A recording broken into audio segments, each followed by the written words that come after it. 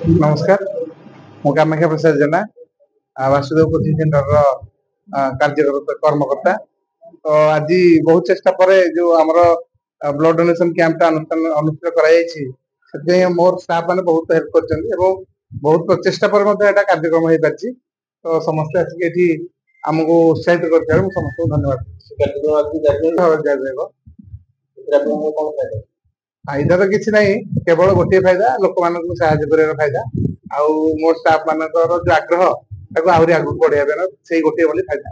मिश्र chartered accountant यही गाँव में मोर जन्म।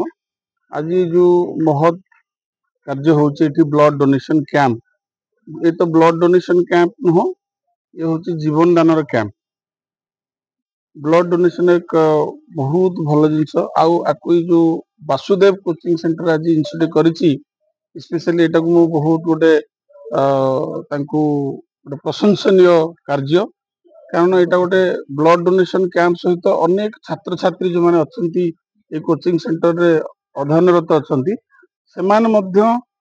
जानवा को पाइले जे ब्लड डोनेशन कौन एवं यह करवा उचित।